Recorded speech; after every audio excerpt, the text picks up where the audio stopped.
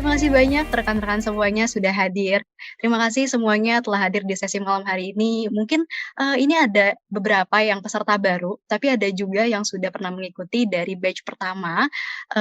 Mungkin mohon izin perkenalkan, nama saya Salsabila, saya akan menjadi MC pada sesi malam hari ini. Untuk malam hari ini kita akan membahas yang namanya Agile Product Development 101, yang akan langsung disampaikan oleh siapa? Nah, oleh Mas Haidlir Naffi.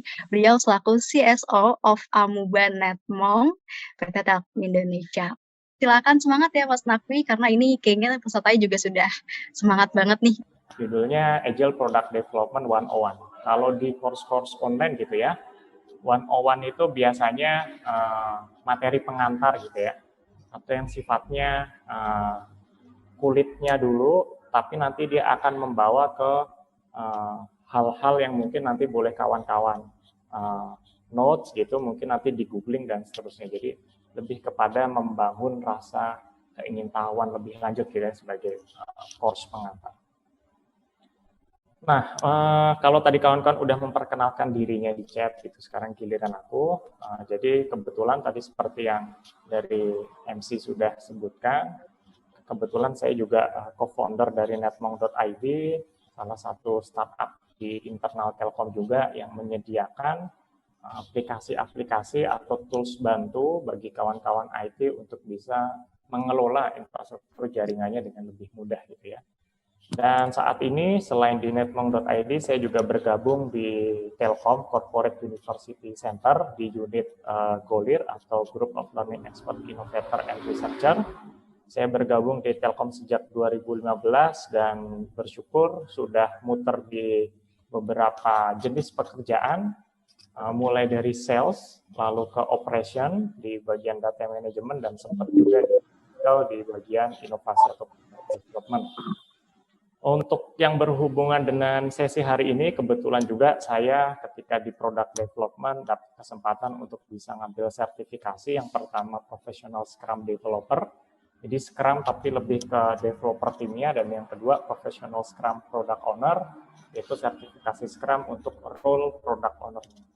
Dan karena Telkom ini perusahaan yang memang core bisnisnya jaringan, saya kebetulan juga diberikan kesempatan untuk ngambil sertifikasi Cisco, tapi lebih ke spesialisasinya DevNet gitu ya. Jadi Cisco DevNet Specialist lebih kepada pengembangan software atau programmability di sisi network gitu. Nah, sebelum masuk ke materi Agile Product Development-nya langsung, karena ada kata-kata produk gitu ya, supaya pastinya kita di sini punya konteks yang sama. Nah, biasanya kata-kata produk itu sering digunakan bersilangan atau ditukar-tukar sama yang namanya project gitu ya.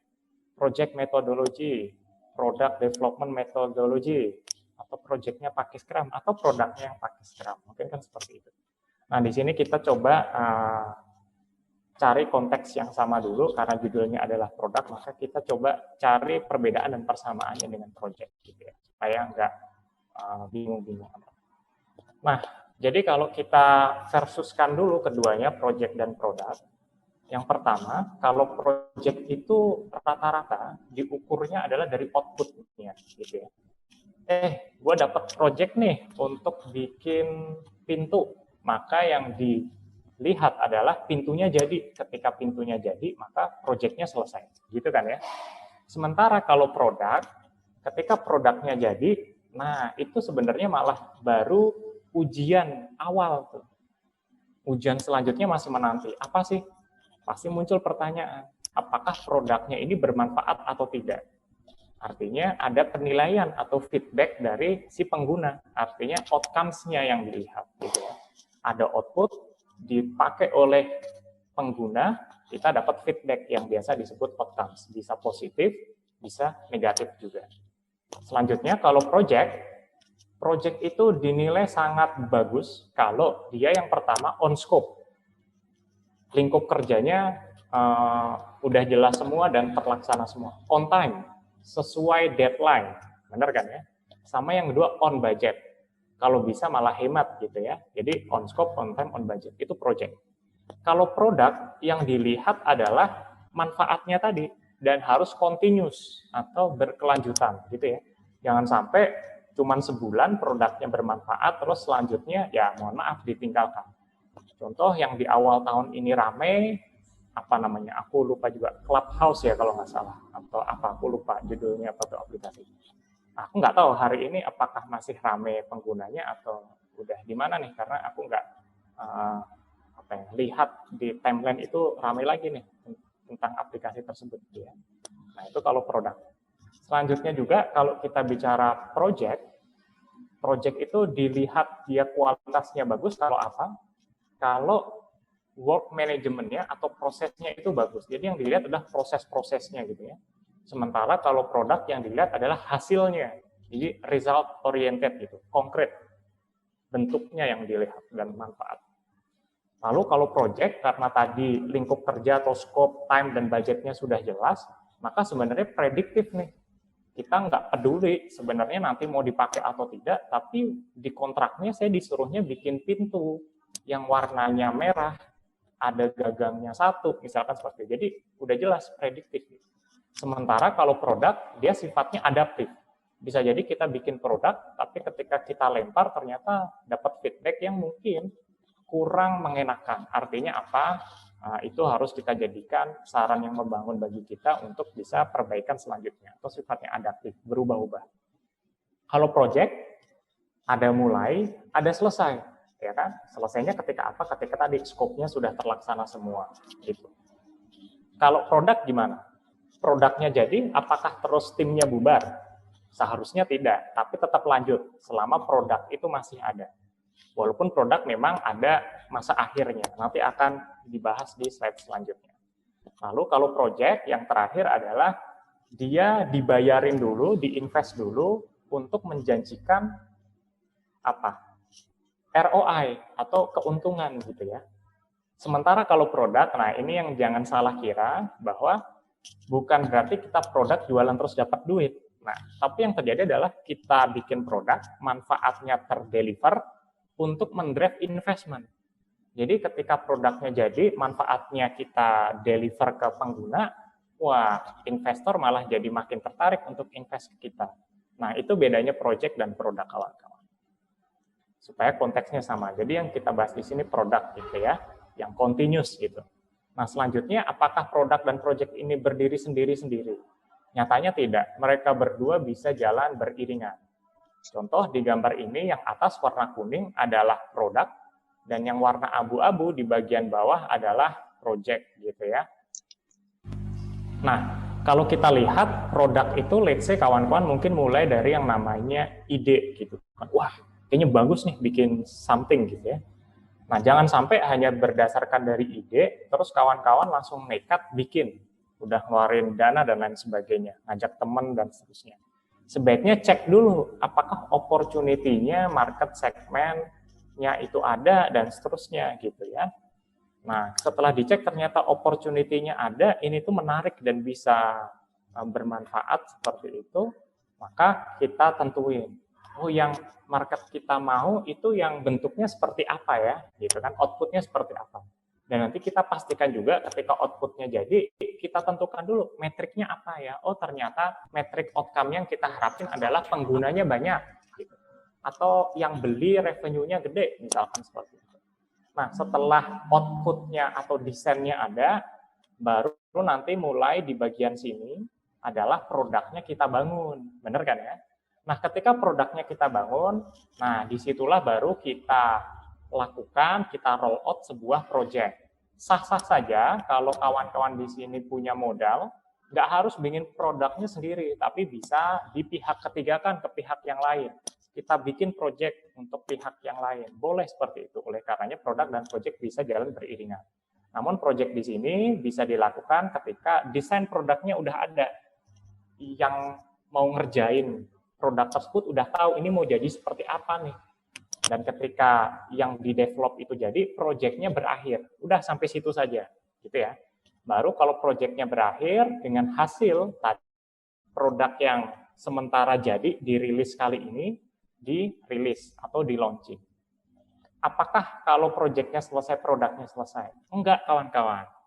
produk punya siklus hidup yang lebih panjang. Kita akan berlanjut kemana? Ke siklus hidup produk selanjutnya sebenarnya. Jadi kita lanjut ke siklus hidup selanjutnya. Di mana kalau kawan-kawan lihat di sini muncul hal yang sama lagi untuk rilis kedua.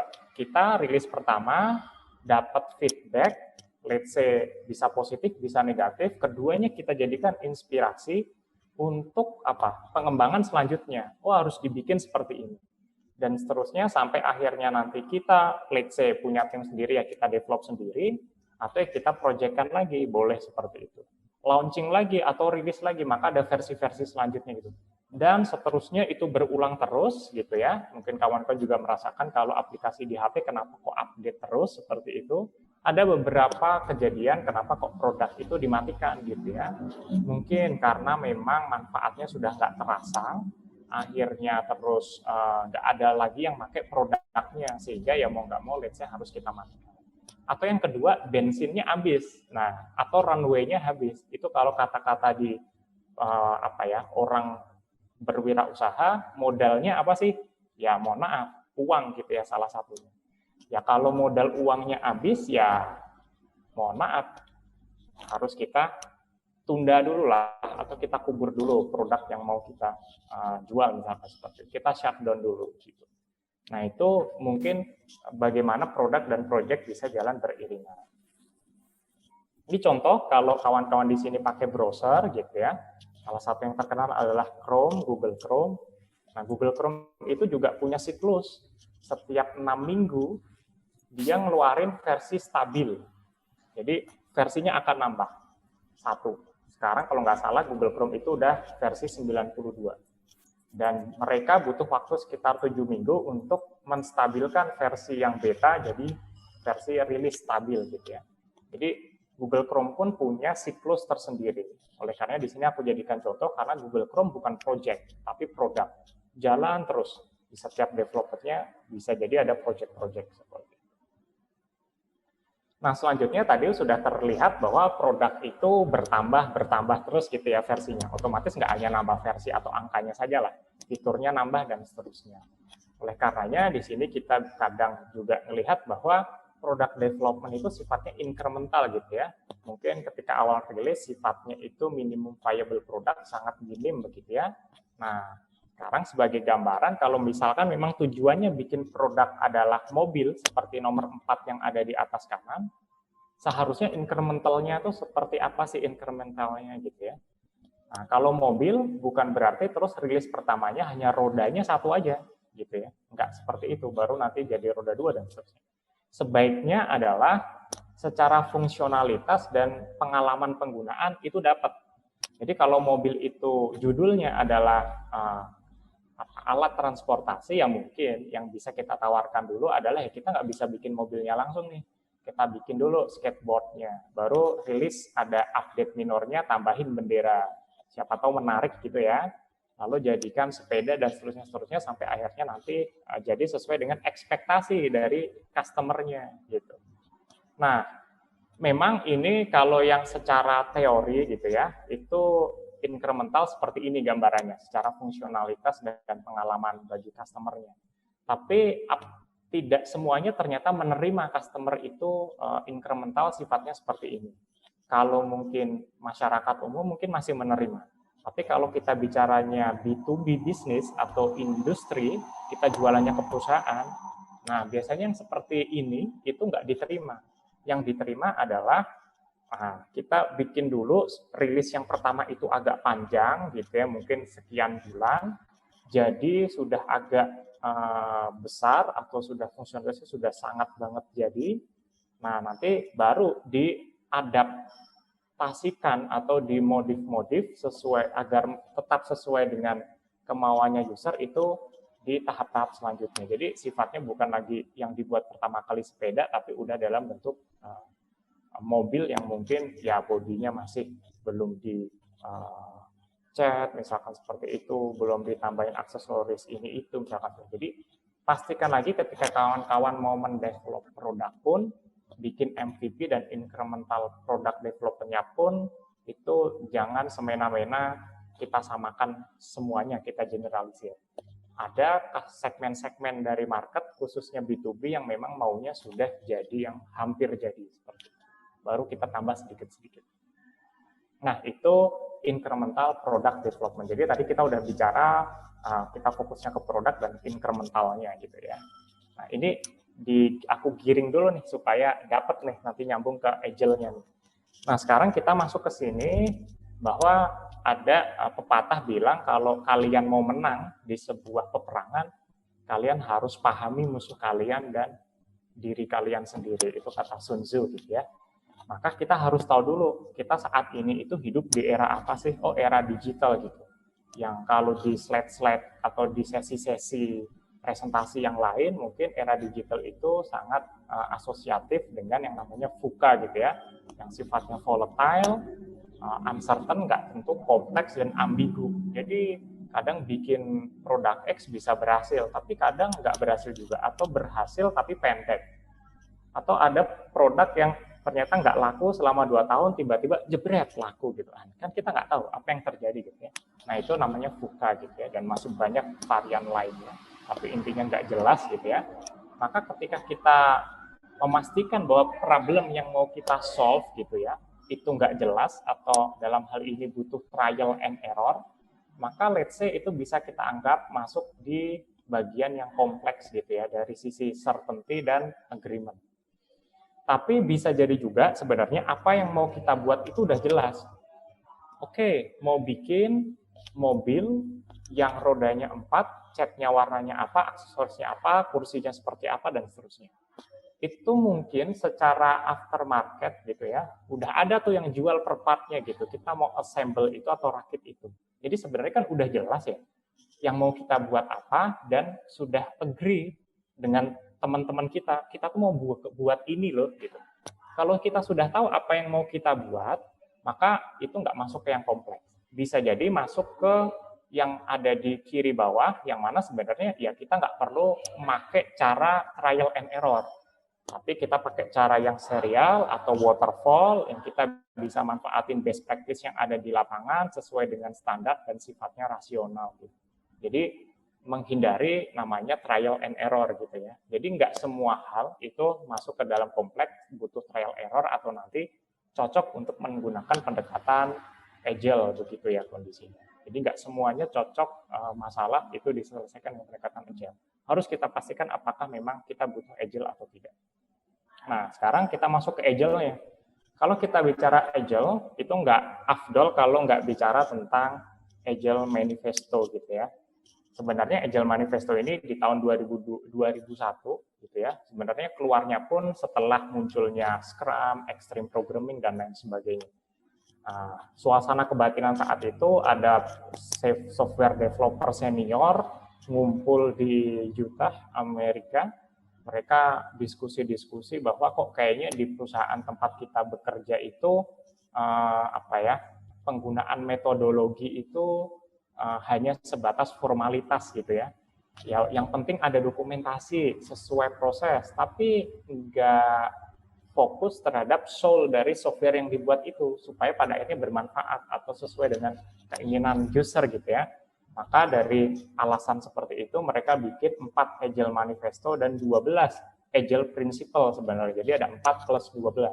Nah, 4 manifestonya apa? Yang pertama adalah sebaiknya kalau kita bikin produk software, bukan project ya, tapi produk software, itu yang lebih penting adalah people dan interaksinya dibandingkan proses dan tools-nya. Jadi yang penting ada interaksinya, supaya kita tahu sebenarnya apa sih yang dibutuhin gitu ya.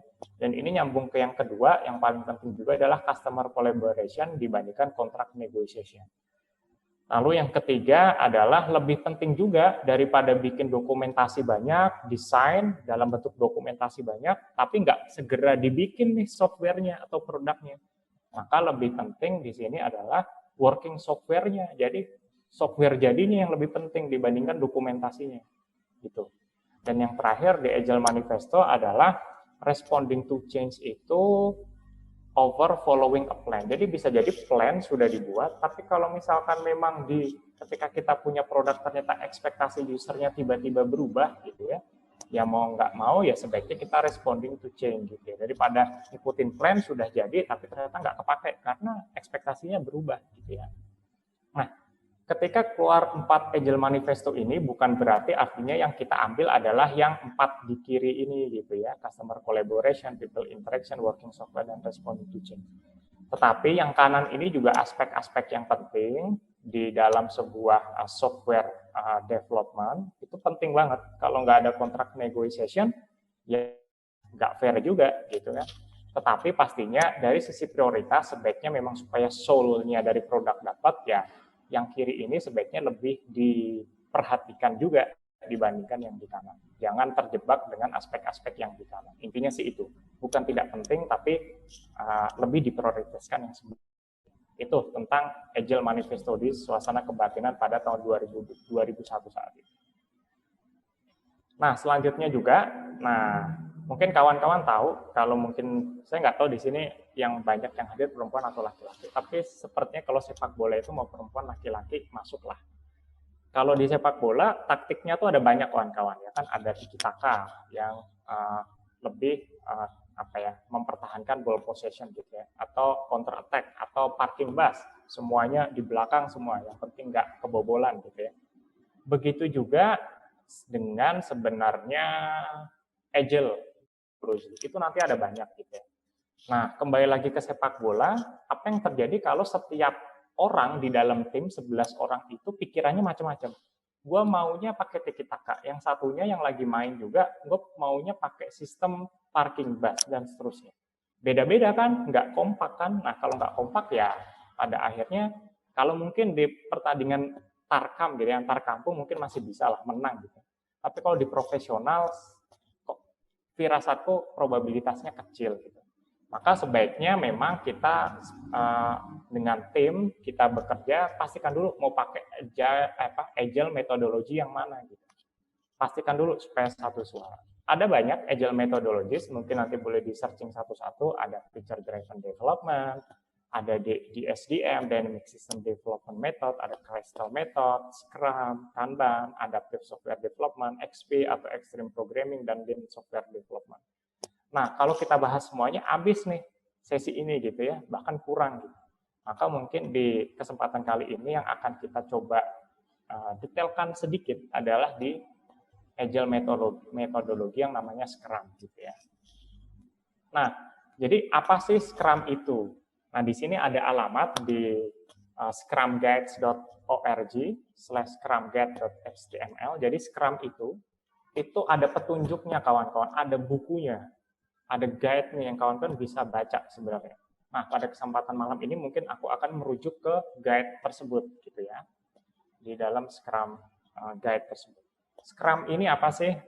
Nah, kawan-kawan bisa baca keseluruhannya, tapi mungkin di sini aku yang highlight saja, bahwa Scrum itu adalah framework atau kerangka kerja gitu ya. Jadi petunjuk kerangka kerja gitu ya.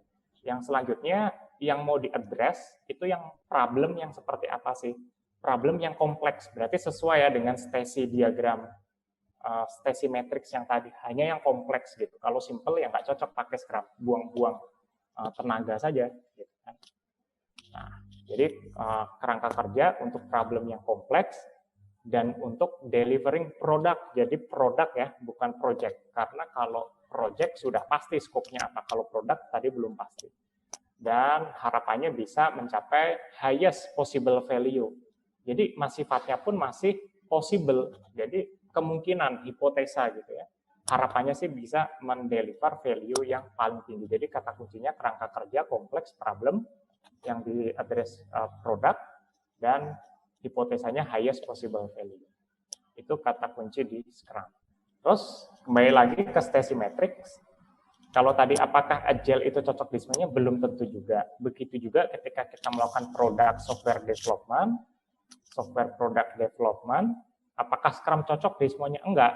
Scrum cocok untuk hal yang kompleks yang butuh empirical process. Proses yang berulang, trial and error, awalnya mungkin bikinnya agak kesulitan, lama, tapi makin lama tim makin solid, produknya makin kebayang apa yang diinginkan oleh usernya atau customernya, sehingga makin lama makin cepat nih developmentnya, time to marketnya makin cepat juga kalau ada perubahan-perubahan. Nah, jadi sifatnya empirik proses, nggak semena-mena tiba-tiba kalau pakai Agile Scrum langsung, bus, cepet gitu ya bikin produknya. Enggak, ada proses empirisnya dulu. Nah, sehingga Scrum cocok untuk hal-hal yang kompleks. Nah, selanjutnya kalau kita bicara Scrum, ada yang namanya Scrum Pillars gitu ya, di mana Scrum Pillars ini yang mungkin harus masuk ke ruh setiap orang yang masuk di tim yang menggunakan metodologi Scrum, supaya Scrum-nya ini benar-benar jalan gitu. Di mana poin yang pertama adalah transparansi. Jadi pastikan bahwa semua anggota tim itu menampilkan atau menyampaikan fakta apa adanya, baik yang negatif maupun yang positif gitu, dan semua pihak itu komunikasinya terbuka. Karena semua di sini pastinya yakin bahwa dengan keterbukaan maka diharapkan timbul apa ya yang kita sebut sebagai trust atau kepercayaan gitu ya. Kalau satu tim itu saling percaya, ya harapannya bisa saling kerjasama dan beriringan untuk mencapai tujuan yang sama gitu kan. Makanya pemerintahan pun harapannya juga openness, terbuka gitu, supaya ya negara ini jadi mencapai tujuan yang baik gitu dan sama gitu ya. Lanjut, yang kedua ada namanya inspection. Kenapa harus ada inspection atau pengecekan atau review? Karena tadi kita harus cek apakah hasil kerja kita sementara ini itu sesuai dengan keinginan dari ekspektasi usernya, apakah manfaatnya sampai gitu ya. Oleh karena harus ada inspection, pengecekan atau review secara berkala kawan-kawan. Jangan ditunda lama-lama gitu. Dan inspection di sini review tidak hanya produknya, tapi bisa juga terkait dengan aspek prosesnya, praktek atau people-nya. Ternyata, mohon maaf, si P ternyata udah nggak cocok di dalam tim. Kita bilang baik-baik sepertinya udah nggak cocok deh gitu. Sehingga harus kita, let's say, ya tawarin kesempatan yang lain misalkan seperti itu. Harus ada inspection. Dan inspection ini nantinya bermanfaat untuk yang namanya adaptasi gitu atau adaptation gitu ya. Nah, selanjutnya juga kalau kita bicara Scrum, nanti kalau kawan-kawan akses alamat di Scrum Guide yang tadi, Scrum itu lightweight, ringan. Petunjuknya itu cuman belasan halaman. Yang versi 2020 pun nggak sampai, menurut aku belasan sampai 20-an halaman. Artinya nggak sampai sehari itu akan selesai dibaca, dibandingkan kalau kawan-kawan mungkin belajar metodologi yang lain, ada yang sampai bukunya itu ratusan ribuan halaman. Jadi Scrum relatif ringan, dan karena ringan tadi, saya yakin juga kalau kawan-kawan baca dalam sehari, terus kita minta untuk presentasi bahkan di acara digital bisa ini, pasti kawan-kawan bisa ngejelasin. Jadi simple to understand. Nah, tapi bukan berarti ketika dia ringkas dan dia gampang dipahami, nah terus tiba-tiba kawan-kawan bisa langsung mengimplementasikan, ya, langsung bisa dapat benefitnya. Karena memahami itu gampang, tapi mengamalkan itu sulit gitu ya.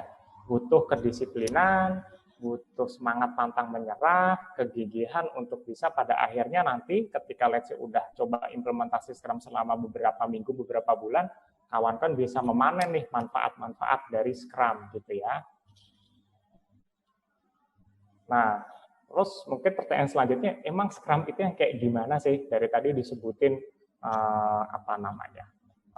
pilarsnya gitu ya, Scrum-nya sendiri yang seperti apa sih sebenarnya gitu.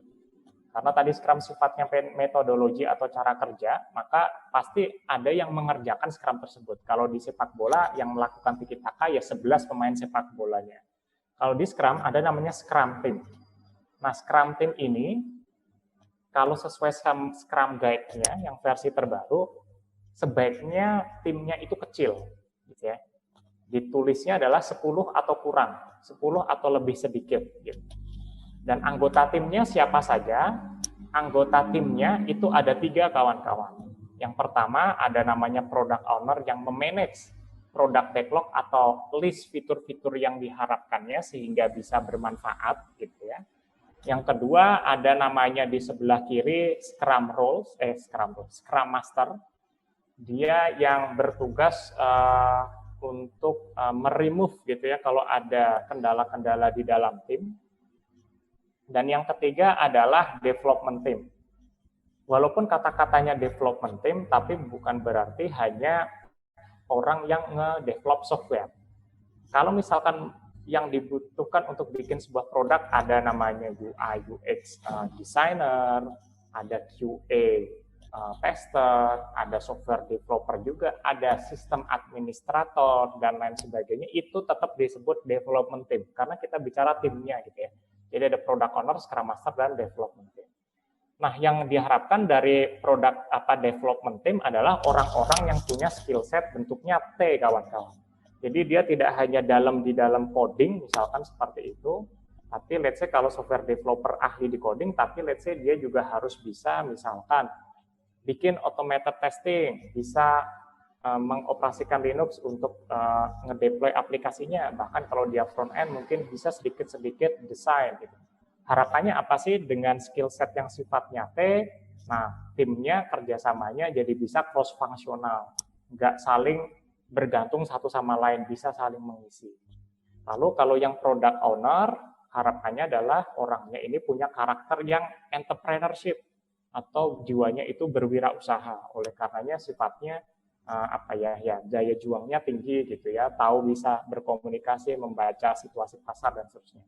Sementara kalau Scrum Master karena tujuannya tadi adalah membantu product owner dan develop team atau Scrum team kalau ada hambatan-hambatan, maka Scrum Master harapannya ini sifatnya adalah melayani atau servant leadership. Nah, di Scrum itu ada beberapa artefaknya juga gitu ya. Artefaknya yang pertama namanya product backlog, yaitu list dari fitur-fiturnya. Maka list dari fitur ini nanti harus punya goal, tujuan akhir atau visi.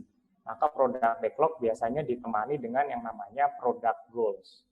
Nanti kalau kalau tadi kawan-kawan di depan lihat produk itu dibikinnya berulang-ulang incremental, maka di setiap rilis atau proses product development-nya tadi ada namanya sprint backlog, diambil beberapa fitur untuk dikerjakan. Jadi nggak langsung semua fitur dikerjain. Kita ambil sedikit-sedikit incremental, sedikit-sedikit. Dan di setiap sprint nanti ada namanya sprint goal. Jadi di setiap sprint itu tujuannya apa. Dan nanti dari sprint backlog akan mulai di-develop selama waktu tertentu 2-4 minggu misalkan untuk jadi produk increment. Produknya makin bertambah dikit-dikit dan harapannya penambahan dikit-dikit itu bisa dirilis gitu ya. Nah, itu potensial untuk dirilis. Tidak harus dirilis kalau ternyata memang belum layak untuk dirilis. Tapi minimal ada potensi untuk dirilis si produk increment-nya tersebut. Nah, selanjutnya kalau kita lihat secara keseluruhan gitu ya, tadi ada produk backlog gitu, punya product goals, nanti dipilih sedikit-sedikit ketika sprint planning. Jadi sebelum mulai sprint nanti ada namanya sprint planning, dan ketika sudah di sprint planning nanti jadilah sprint backlog sekaligus sama sprint goal ya. Dari sprint goal ini nanti akan dijadikan patokan oleh Scrum team, khususnya development team, untuk mendevelop produk yang akan didevelop di sprint periode tersebut. Setiap harinya tim developer akan melaksanakan yang namanya daily Scrum sebagai agenda inspection hariannya. Apakah yang kita lakukan masih sesuai dengan sprint goal-nya atau tidak?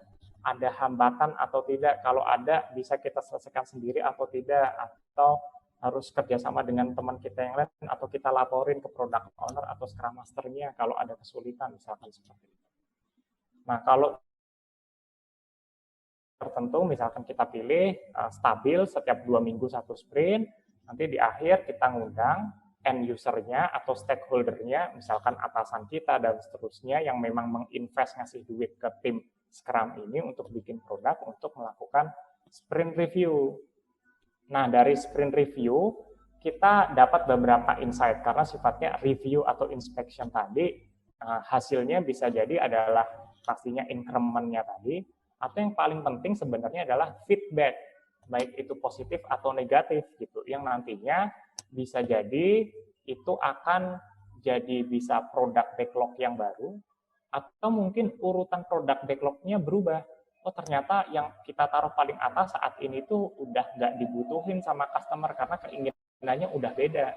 maka kita take out, kit yang nomor 2 naik, atau mungkin seperti apa. Jadi produk backlog-nya bisa berubah-ubah ketika kondisi sprint review dan kita dapat feedback tadi seperti itu.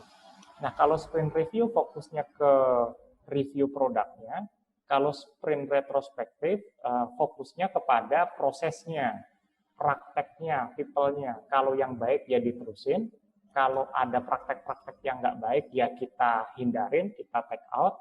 Kalau ada hal baru, kita ambil salah satu untuk diterapkan di sprint berikutnya. Mungkin itu sebagai gambaran siklus dari Scrum gitu ya.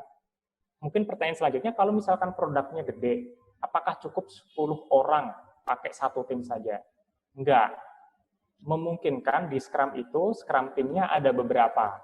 Yang perlu jadi notes adalah ketika timnya ada beberapa, pastikan supaya mereka sinkron, produk backlog-nya cukup satu yang diakses oleh semua tim, dan produk goal-nya juga sama. Tetapi dari sprint planning dan sprint backlog-nya, itu ngambil dari produk backlog yang sama, dan setiap tim berjalan di sprint yang independen satu sama lain. Jadi memungkinkan timnya ada beberapa, tapi pastikan PO dan produk backlog, produk goal-nya itu satu, supaya sinkron atau sama. Jadi tujuannya tetap sama. Lalu ada namanya time boxing, walaupun kompleks gitu ya, kompleks artinya tidak beraturan, tapi dari ketidakberaturan supaya tetap bisa kita berpikir jernih dan develop dengan maksimal butuh keteraturan. Nah, oleh karenanya ada yang namanya sprint dan lain sebagainya sudah ditentukan apa yang dibuat, dan itu nggak bisa kita rubah di tengah-tengah, dirubahnya ketika ada sprint planning dan sprint review, ada fungsi inspection dan adaptasi di situ. Tapi keberaturan tadi itu ada time boxing-nya kawan-kawan. Contoh sprint. Sprint tadi kalau sesuai Scrum Guide maksimal adalah 1 bulan gitu ya. Sprint planning maksimal itu adalah 8 jam. Dan kalau sprintnya yang mungkin hanya 2 minggu harusnya cuma 4 jam gitu ya, jadi nggak lebih lama. Daily Scrum maksimal setiap hari 15 menit. Sprint review maksimal 4 jam. Sprint retrospektif maksimal cuma 3 jam. Dan itu harus disiplin gitu ya. Jangan sampai ngaret, sampai 1 jam daily Scrum-nya. Jadi nggak efektif tuh. 15 menit harus digunakan. Gitu ya. Maka ada yang bilang daily Scrum ini daily stand up, berdiri. Supaya ya nggak santai-santai, fokus straight to the point. Scrum values juga ini harus diadopt oleh setiap orang yang terlibat di Scrum, harus punya courage, keberanian, untuk inspection tadi, review yang jujur, fokus juga, komitmen terhadap goal, dan yang backlog-backlog yang sudah ditetapkan, respect, karena kalau transparansi, terbukaan, nggak respect, jadinya chaos. Maka harus ada respect, dan yang terakhir openness. Ya tadi, untuk mendasari transparansinya tadi. Gitu. Lalu bagaimana Scrum itu cocok dengan Journey kawan-kawan? Mungkin kalau kawan-kawan di sprinting di sini gitu ya, mereka selain Scrum atau Agile methodologies, ada juga namanya design thinking dan lain sebagainya. Nah sebenarnya kalau kita bicara tim secara keseluruhan kan hidupnya nggak hanya nge-develop produk saja, ngebangun softwarenya saja, tapi ada proses tadi, ada ide baru, kita identifikasi dulu opportunity-nya ada atau tidak, harapan yang diinginkan seperti apa oleh customer, possible solution-nya, opsinya A, B, C ada apa, dan kita ambil salah satu. Habis itu kita bikin prototipenya kita rilis, kita ukur, dapat feedback gitu ya. Maka jadilah lingkaran ini. Maka kalau kita lihat sebenarnya lingkaran ini secara keseluruhan di organisasi kita, ada namanya design thinking di depan, ada Scrum product development itu di tengahnya, dan terakhir ada DevOps sebagai sebuah culture, sharing risk antara tim dev dan tim operation gitu ya, supaya juga solid gitu, dan rilis produknya incrementalnya makin cepat seperti itu di yang lingkaran 4 dan 5. Maka kalau kita gabungkan di 1 sampai 5 ini ya jadilah ada namanya design thinking di depan, kita pikirin dulu matang-matang kajiannya, baru kita develop, let's say pakai metodologi Scrum, kalau itu cocok, permasalahannya kompleks, baru kita running secara DevOps culture-nya di tim dev dan ops-nya. Nah, mungkin sedikit tips and trick sebelum kita menutup sesi kali ini, apakah bikin sebuah produk software itu harus ngoding, dan ngoding? Realitanya enggak, kawan-kawan. Kita harus lihat apakah solusi yang mau kita buat itu memang butuh coding atau enggak. Kalau misalkan bisa kita bikin toko online tapi cukup pakai WordPress atau Joomla atau apa, ya udah pakai yang bahkan itu bisa bikin lebih cepat gitu ya, atau bahkan no coding. Dan selanjutnya kalau misalkan ternyata masih butuh itu nggak ada di plugin-nya WordPress, Joomla dan lain sebagainya, kita cari ada platform namanya low code, itu bisa di googling, ada banyak. Jadi bikin aplikasi mobile itu tinggal drag and drop saja, nanti logic bisnis prosesnya yang kita coding secara lebih sedikit, maka namanya low code gitu ya. Naik lagi kalau ternyata masih butuh di coding, jangan langsung coding from scratch, pastikan ada framework yang bisa kita manfaatkan atau enggak, sehingga jadinya jadi lebih cepat gitu ya. Dan terakhir, kalau memang mau ternyata nggak ada yang bisa kita manfaatkan atau kita reuse, ya coding from scratch gitu ya. Lalu untuk boost dev team productivity, pastikan kalau zaman sekarang supaya roll out-nya cepat, selalu otomasi aktivitas yang sifatnya berulang atau rutin gitu ya. Contohnya apa? Aktivitas testing kalau bisa dibikin otomasinya, integration testingnya, lalu apa coding deployment-nya ke production, atau bahkan sampai QA testingnya, baik yang sifatnya testing aplikasinya maupun testing secara security-nya, misalkan seperti itu. Itu kalau bisa diotomasikan, dan bahkan manfaatnya tidak hanya mempercepat, tapi kita bisa, kalau sifatnya otomasi berarti kan dilakukan oleh robot, kita bisa lebih cepat menemukan bug, defect, maupun kerentanan security gitu ya. Harapannya sih itu dapat memboost produktivitas dari development team-nya juga. Dan yang terakhir, kalau kita bicara manajemen, tapi ini nanti kalau terlalu panjang jadi sesi tersendiri, ada namanya evidence-based management. Kalau Scrum itu lebih kepada tim kecil ya, tadi ya maksimal 10 orang di satu tim kecil. Kalau secara organisasi pakai apa? Let's say ada namanya pendekatan di scrum.org juga namanya evidence-based management. Nah ini boleh nanti jadi hal yang menarik juga untuk kawan-kawan dalamnya juga, kalau dalam berorganisasi supaya agile, itu kita bisa pakai salah satunya yang kita pegang adalah evidence-based management.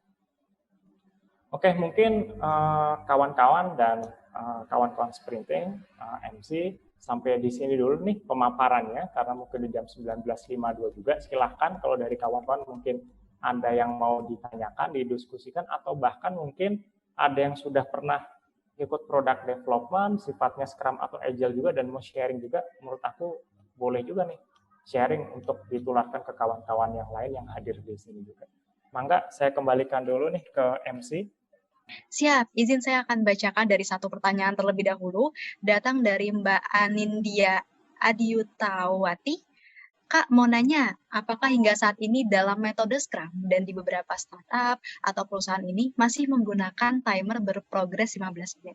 Karena saya pernah baca di salah satu referensi bahwa metode Scrum ada session waktu dalam bekerja, apakah bisa dibantu dijelaskan? Dan mau tanya terakhir nih, optimalnya untuk jumlah anggota development team itu harus dibutuhkan berapa orang ya, Kak?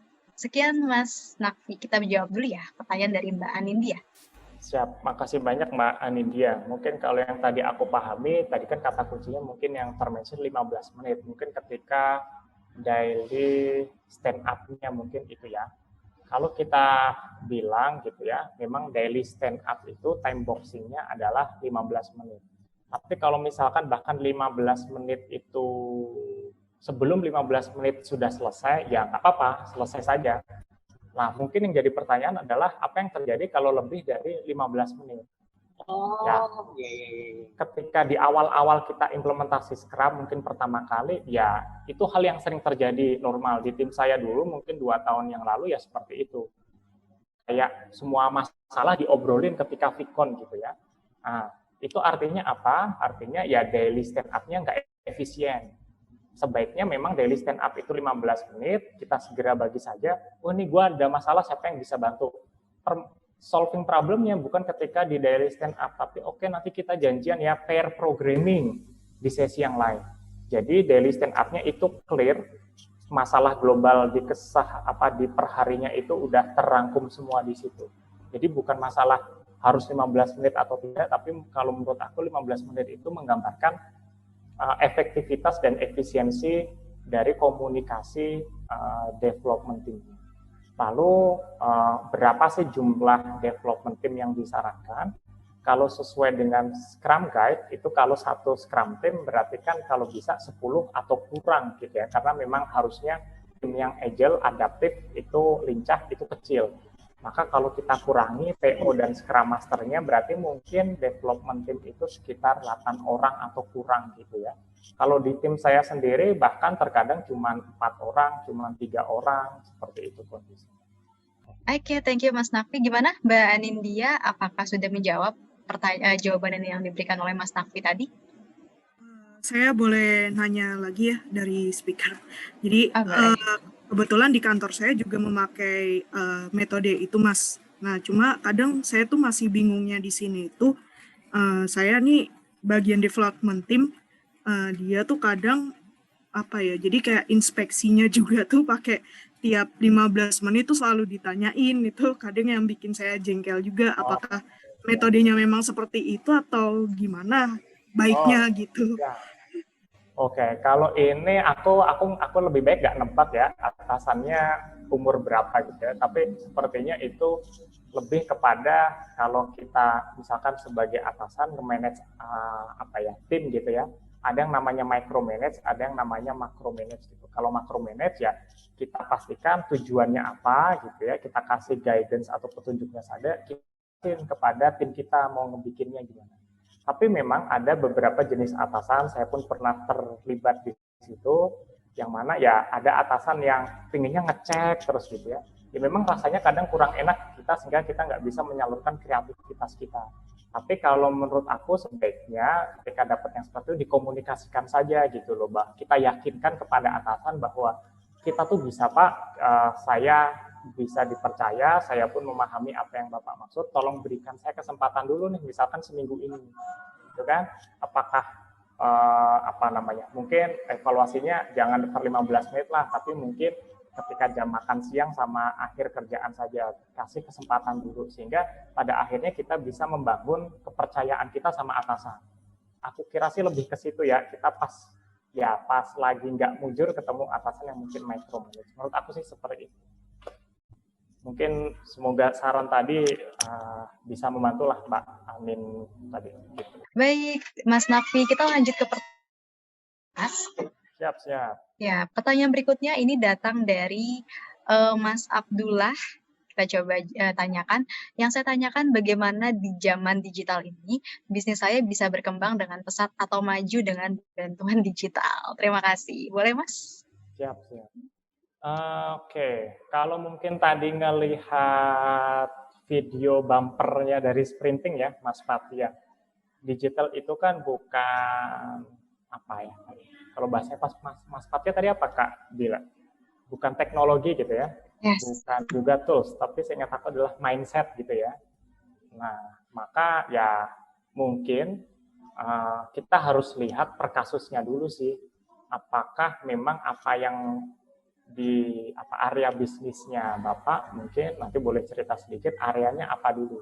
Karena bisa jadi nggak semua area itu sebenarnya cocok pakai pendekatan digital. Itu baru produknya. Belum lagi apakah customer segmennya sudah digital native atau belum. Kalau ternyata mohon maaf, ternyata customer-nya ternyata yang disasar itu ternyata mohon maaf nggak terlalu sering hadir di ekosistem digital, ya mungkin malah kalau pakai ke digital bisa jadi mubazir gitu ya.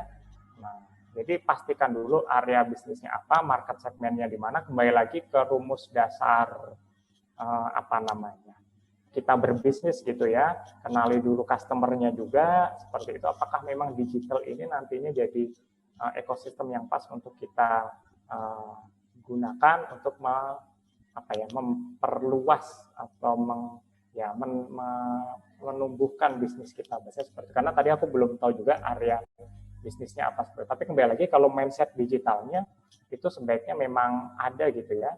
Walaupun memang nggak langsung berhubungan dengan produknya, tapi kalau misalkan kita komunikasi dengan tim yang awalnya misalkan kita, ya mohon maaf mungkin zaman sekarang masih kejadian, harusnya pandemi itu WFH gitu ya, mungkin di beberapa perusahaan ada yang bisa WFH, tapi ada juga yang walaupun pekerjaan bisa WFH dan dilakukan komunikasi secara digital, tapi ada atasan-atasan yang nggak mau. Nah, artinya apa? Si atasnya kan belum mengadopsi digital mindset-nya tadi. Gitu. Nah, jadi bukan hanya masalah produk, tapi bagaimana cara kita komunikasi dan bisa bekerja sama dengan tim. Nah, itu mungkin bisa kita masukkan digitalnya di situ. Jadi kita pastikan selektif juga, kita masukin aspek digitalnya di mana. Saran saya sih seperti itu, nggak bisa di bahasa Jawanya digebiah uyah gitu. Kita masuk ke pertanyaan terakhir, Mas Nafi. Ini datang dari Mas Lutfi Reynaldi dari Tambora. Dalam Scrum Pillars terdapat transparansi. Apa yang harus dilakukan sih jika ada orang yang kurang dari hal tersebut, Mas Nafi? Oke, ini yang menarik nih. Memang karena Scrum itu tadi berhubungannya dengan metodologi ya. Tadi aku ngambil contoh tim sepak bola gitu kan. Nah, intinya apa? Kalau misalkan di tim sepak bola kita mau taktiknya adalah tiki-taka, artinya antara satu orang dengan orang yang lain harus percaya, karena kadang kalau di tiki-taka itu kita harus percaya dengan tim kita, posisinya udah pas gitu ya, bahkan tanpa melihat kita udah tahu bahwa teman kita pasti di sana gitu kan. Berarti apa yang harus kita lakukan? Sama, komunikasi gitu ya. Memang ya itulah challenge-nya supaya kita semua satu visi gitu ya. Dan tadi mungkin pertanyaan spesifik gimana ya supaya transparan gitu ya. Transparansi itu kan harus timbul dari si pribadinya, bahasnya gitu ya. Kalau masih bisa kita ajak komunikasi ya ya kita ajak komunikasi gitu ya. Tapi mungkin ya kembali lagi, bahkan di Scrum pun mungkin di beberapa forum sering muncul pertanyaan, apa yang terjadi kalau sudah terlanjur saya berada satu tim dengan orang yang tidak suportif dengan suasana tim, misalkan seperti itu, sehingga dia cara kerjanya beda sendiri dan akhirnya malah jadi impediment kalau bahasanya di Scrum, atau malah jadi hambatan gitu. Ya sebaiknya ya kembali lagi kita komunikasi lagi, tapi sifatnya bukan lagi kita embrace, karena mungkin jatah embrace-nya sudah habis, ya mungkin kita tawarkan untuk kesempatan yang lain. Apakah mungkin dia lebih cocok di pekerjaan yang lain atau seperti apa, karena bisa jadi kan seseorang itu tidak mau satu frekuensi dengan kita karena memang mungkin dia punya keinginan yang tidak terpenuhi, sehingga akhirnya dia berbuat yang berbeda dengan apa yang kita harapkan. Jadi intinya komunikasi sih, Mas, siapa tadi Mbak bilang Masnya? Lutfi, Mas Lutfi. Mas Lutfi gitu. Nah, Siap. itu yang gitu. Jadi intinya komunikasi lagi. Boleh nambahin Kak Salsabila untuk yang pertanyaan silakan. yang otomobil tadi. Nah ini hal yang menarik. Jadi apakah digital itu harus selalu bikin aplikasi atau seperti apa? Itu. Saya teringat dari apa ya, beberapa teman saya gitu ya. Jadi teman saya ini punya bisnis antar galon, Mas. Galon. Antar galon ya. Antar galon. Pertanyaannya, dia mau mendigitalisasi bisnis antar galon. Nah, itu. Kan? Ada yang berpikiran bahwa ya harus bikin aplikasi gitu. Betul, betul. Tapi orang yang malah tadi kata kunci PO di Scrum yang benar adalah entrepreneur-nya ada. Maka dia nggak akan langsung bikin aplikasi. Customer saya kebanyakan apa ya? Oh, ibu-ibu. Ternyata lebih seringnya bahkan mungkin apakah malah SMS atau WA atau malah aktifnya di grup Facebook, Mas. Nah, ya kita harus melihat itu juga. Jangan-jangan dengan bikin aplikasi keluar kos banyak, orang harus belajar aplikasinya. Nggak lolos nih bisnisnya. Nah, maka ternyata digital, yang penting mindsetnya digital. Oh ternyata dengan digital, tapi karena ibu-ibunya aktifnya di grup Facebook, ya sudah. Saya sekarang jualannya untuk di Kompleks, yang mau pesan silahkan join di Facebook seperti itu. Jadi nggak harus semuanya bikin aplikasi gitu. Jadi kembali lagi jiwa entrepreneur-nya harus ada di situ sebagai seorang PO gitu ya. Dan pastikan tadi makanya saya sampaikan juga bahwa tidak semuanya harus ngoding aplikasi. Ada solusi-solusi yang kita secara berkala bisa coba tes dulu, karena intinya tadi kan lempar dulu hipotesa kita uji coba cocok atau tidak gitu. Kalau nggak cocok, kita ambil feedback-nya, coba apa lagi ya, seperti itu. Jadi kebiasaan seperti itu sih yang kita coba terapkan di keseharian sih. Iya, betul. Mungkin itu Mas Abdul. Iya, heeh. Boleh saya bertanya nggak? Boleh bertanya satu Silakan, aja? silakan, Heeh. silakan. Gini, Mas, ini kan otomotif saya sudah lama sekali gitu. Nah, ini kita untuk marketnya kan door to door, office, pribadi, iklannya dari teman ke teman aja sampai ke artis juga. Nah, kita kan ini bagaimana meningkat bisnis ini sampai ya minimal tuh se-Indonesia dari Sabang sampai Merauke. Itu kan perlu proses digital. Mungkin nih kayak perusahaan-perusahaan yang sudah nama kayak Sekuto atau Megair seperti itu kan dia udah punya cabang seluruh Indonesia. Nah, kita tuh bagaimana caranya untuk bisnis saya ini digital ini bisa ke sana, Mas, seperti itu. Karena kalau untuk door to door pribadi ya kantor kanan saya dulu di BUMN mungkin bisa, tapi kalau untuk digital ini kan seperti klik sekali ya kan langsung kena semua gitu loh. Orang-orang mungkin pada Nah, melihat semua bisnis saya seperti nah, itu sih, Mas. nah, Heeh. secara aspek geografis dan waktu digital itu kayak punya dimensi tersendiri gitu kan. Betul, Nah, berarti betul. mungkin sekarang yang perlu dijawab dulu atau dicari dulu karena saya bukan orang otomotif. Customer Saya, saya, betul, customer betul. Saya segmennya sering mainnya di digital yang mana dulu nih? Apakah Instagram, Facebook atau mana? nah Nah, itu mungkin nanti itu boleh betul, dikulik boleh, dulu boleh. ya. Gitu. Itu orang-orang IT yang ngerti itu. Programmer yang bisa untuk digital ya, bisa saya ini ya.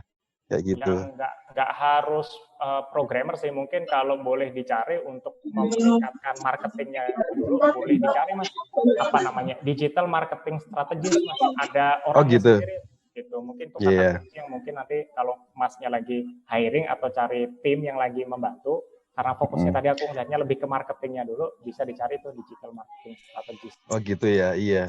Ya, oke deh Mas, terima kasih kalau gitu sarannya. Ya, Makasih. Iya, ya sama-sama Pak Abdul. iya. Rekan-rekan semuanya, kita coba beri aplaus dulu ke Mas Nakfi yang malam hari ini sudah sharing pengalaman dan juga pengetahuannya kepada kita semua perihal Agile Develop Product Development tadi.